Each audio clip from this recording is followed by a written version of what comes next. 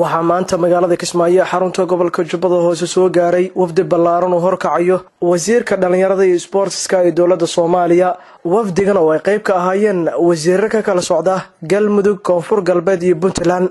wafdiga ayaa markuu ka soo degay gaadiidka diyaaradaha ee magaalada Kismaayo waxaa halkaasi si deeran ugu soo dhaweeyay wasiirka dhalinyarada iyo sportska ee Jubbaland Macalin Maxamed Ibrahim Salaanis. marxabeen kadib wafdiga ayaa waxaa loo soo dhaadhiciyay xarunta wasaaradda dhalinyarada iyo sportska ee Jubbaland halkaas oo ay ku sugnaayeen qayb ka mid ah ururada dhalinyarada iyo sportska. ugu horeyntii ayaa waxaa halkaasi warbaahinta kula hadlay Macalin Maxamed Ibrahim asagoo ku soo dhaweeyay wafdiga magaalada Kismaayo xarunta ku meel gaarka ee Jubbaland. waan soo dhaweynaynaa aad iyo aad baan soo dhaweynaynaa waxay u socdeen iyo hadafkooda ayaga noo sheegi doona insha Allah taala annagana waan ka qaadan doonaa haddii Ilaahay idmo laakiin waxaan rabaa inaan idin sheego waxay u socdaan waa dhalinyarada iyo sportiga oo muhiim u ah dalka Soomaaliya inay toosaan muhiim u ah. ayaguna waxaa si wada jira warbaahinta ula hadlay wasiirada kala ah warsame Maxamed Xasan oo ah wasiirka dhalinyarada iyo sportska ee maamul goboleedka Galmudug, Cabdullaahi Cumar oo ah wasiirka dhalinyarada iyo sportska ee Koonfur Galbeed, Axmed Cabdiraxmaan Sheekh Axmed oo ah wasiirka dhalinyarada iyo sportska ee Puntland.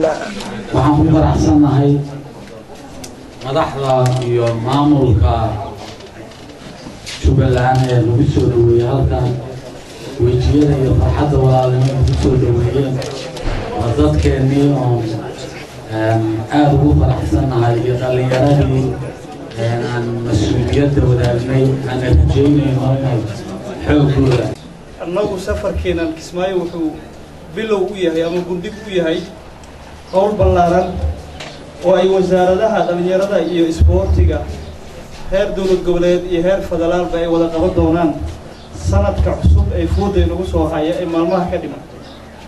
hawshaasoo aan rajaynayno inay wax badan ka bedeli doonto mustaqbalka dhalinyarada Soomaaliyeed meel kastoo joogaan. dhammaantiin waxaan ka mahad celinaynaa soo dhaweynta diiran ee qiimaha leh oo laba filaanka ah oo waxaan islahay si yar oo tartiib aad u socon doontaan shaqo yarood kooban baad u tegi doontaan laakiin Maxamed waa ugu gaadayo soo dhaweyntii madaxweynaha loo sameeyay jirnoosi. ugu dambeyntii ayaa waxaa madasha ka hadlay wasiirka dhalinyarada iyo sportska ee dawladda Soomaaliya Maxamed Cabdullaahi Xasan asagoona sheegay in dhawaan uu dhici doono shir wada tashi oo u dhaxeyn doona dhalinyarada Soomaaliyeed.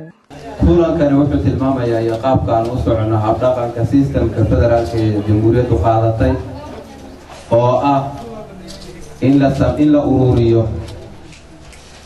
macluumaadka dhalinyaradu inuu yahay baawarka ugu weyn ee aynu isticmaali karno dal ahaan iyo dal ahaanba.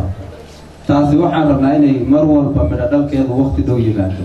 waxaa jira shirweyne qaran oo lagu soo bandhigi doono aragtida siyaasadeed ee dawladda federaalka iyo dawladaha kale ee federalismka partnerkiiha ay rabaan inay sameeyaan in la helo siyaasad ay ku caddahay baahida dhalinyaradu, siyaasad ay ku caddahay in la meel mariyo baahida ay dhalinyaradu qabaan. siyaasadda aan soo bandhigi doono ka hor waxaa jira shirweyne loo qabanayo dhammaanba dhalinyarada Soomaaliyeed meel kasta ay joogaan shanta qaaradeed ee adduunka inay ka casuulaan isugu yeedhaan. haddaba ururadii dhalinyarada ee halkaas ku sugnaa ayaa waxay soo bandhigeen ciyaaraha hidaha iyo dhaqanka kuwaas oo ay ka qayb qaateen qaar ka mid ah wasiirada. waa markii ugu horeysay magaalada Kismaayo iskugu yimaadaan wasiirada dhalinyarada iyo sportska ee dawladda dhexe Puntland, Jubbaland, Koonfur Galbeed iyo Galmudug. Cabdicasiis Xaaji Maxamuud Garyaqaan, Kalson TV, Kismaayo.